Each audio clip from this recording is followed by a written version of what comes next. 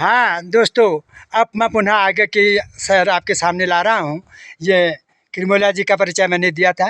किरमौला जी बताते हैं 1900 कितने में 90 99 और 2000 से हाँ शुरुआत हुई। शुरुआत हुई थी इस मंदिर की। तब ये यहाँ पर अध्यापक के रूप में तैनात थे। नहीं, और 89, हाँ 88, 89 में मैं यहाँ खेड़ा में रहा, तो मैंने इस भैरवगढ़ी के दर्शन करे और थोड़ा यहाँ के बारे में लिखा था उस समय। तो उस समय ये सौंदर्यीकरण नहीं था, एक खंडहर जैसा था, एक गढ़ था, यहाँ पर कुछ ध्वंसावशेष थे। और हमारे साथ साथ ही आप पहाड़ों का अवलोकन कीजिए कि ये पहाड़ जहाँ आप सामने देख रहे हैं, ये पहाड़ ये के बराबर में हम आ चुके बछुआ हैं। बाण की तरफ हो गया। ये बचुआ बाण यहाँ की तरफ ये गढ़वाल का एरिया आता है ये।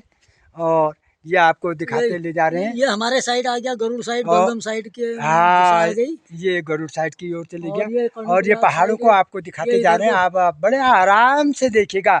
और वो सामने वो पहाड़ कैसी गहराई लिए हुए है वहाँ पर, वो भी आपके नजरों में आ रहा होगा। इसके पीछे ये मैं मंदिर के, और इसके साथ ही मैं ये पहाड़ों के साथ ही ये इसके पीछे आदि बद्री, इसके पीछे आदि बद्री ये यहाँ पर आ जाती है। गैरसैंण का इलाका ये चल ही रहा है। गैरसैंण में हम प्रवेश कर चुके हैं मतलब।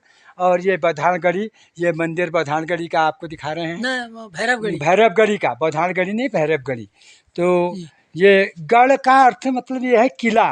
पहले से बताते हैं कि राजा लोग किले के रूप में ऐसे स्थानों को चयनित करते थे कतुरी राज में। हाँ ये कतुरी राज में, ताकि कोई दूसरा अगर कोई उन पर हमला करने को आ जाए तो वो किले के ऊपर रहेंगे तो उनके संसाधन, तत्कालीन औजार, पत्थर, यही चीज़ें हुआ करती थी तो वो इकट्ठा करके रखते थे। और साथ में जो गढ़ होता था उसके चारों ओर उनकी सैन्य सेनाएं रहती थी।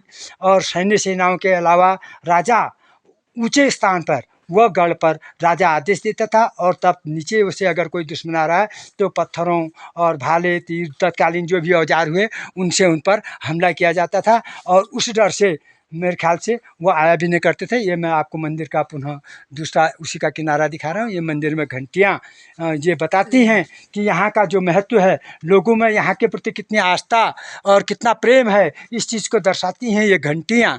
ये पेड़ों की जड़ों में भी यहाँ पर घंटियाँ बनी।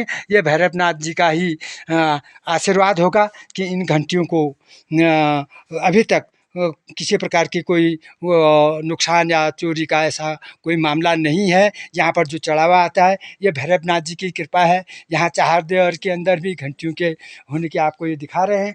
दोस्तों ये भैरवनाथ जी की बहुत महिमा है। और यहाँ पर आकर के, यहाँ पर जो आहवा, यहाँ पर जो वातावरण यहाँ का है, शांत है, सौम्य है। यहाँ पर किसी प्रकार की ऐसी यानी चिड़ियों का शोरगुल भी इधर नहीं सुनाई दे रहा है।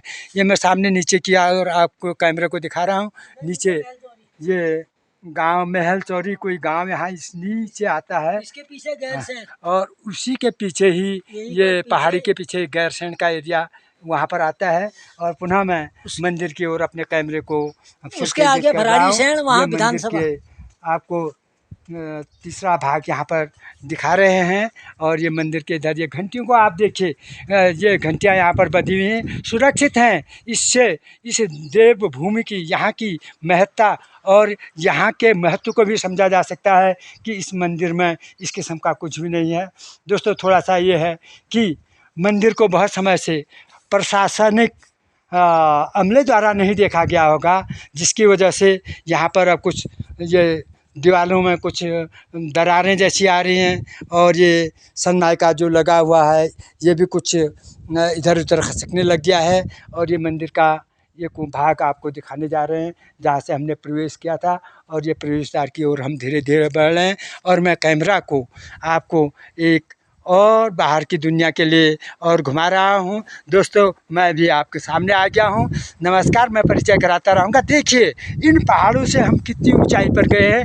नीचे पांडु खाल, क्या नाम है यहाँ का, पंडुआ खाल, इस ये पंडुआ खाल का एरिया दिख रहा है। इन पहाड़ों की इतनी ऊंचाई में हम पहुँच चुके हैं।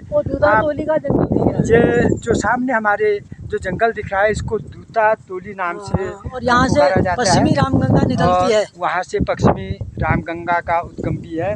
और ये पहाड़ी जो नीचे से हम आए थे, मैं नीचे की ओर ले जा रहा हूँ, वहाँ सड़क है, नीचे सड़क है, वो गांव दिख रहा है, वहाँ से हम लोग चकुटिया आए से हैं। पंडुआ खाल और गैर से ऐसे इस पहाड़ चढ़ते चढ़ते, और यहाँ पर इतनी भयानक चढ़ाई है, ये पहाड़ को कैसे आए हैं, मैं कैमरे को धीरे धीरे उठा रहा हूँ। ये देखिए भैरवगढ़ जो ये नाम पड़ा है यहाँ पर है, और ये चीज़ है। और ये कैमरे की दिशा मेरे यहाँ पर, ये यहाँ पर एक लैंटर छूटा विश्राम गृह, मेरे ख्याल से ये विश्राम गृह के ही लिए बनाया गया होगा। ये विश्राम गृह यहाँ पर है। और पर्यटन विभाग द्वारा यहाँ पर 1 दर्जन के लगभग कुर्सियाँ लगाई गई हैं, जो देख रेख के अभाव में वह भी कुछ क्षतिग्रस्त हैं, कुछ तो सुरक्षित हैं, और उनका जो लिखा हुआ नाम भी था वह मिटने को जा रहा है। तो इससे लगता है कि प्रशासन की ओर से तो नहीं, जनता की ओर से मंदिर की बहुत मान्यता है, बहुत आस्था है। एक आस्था अटूट का संगम ये भैरवगढ़ है। दोस्तों नमस्कार, यहीं पर विराम देता हूँ। पुनः मिलूँगा मैं, रमेश चंद पांडे, आपको पत्रकार। धन्यवाद।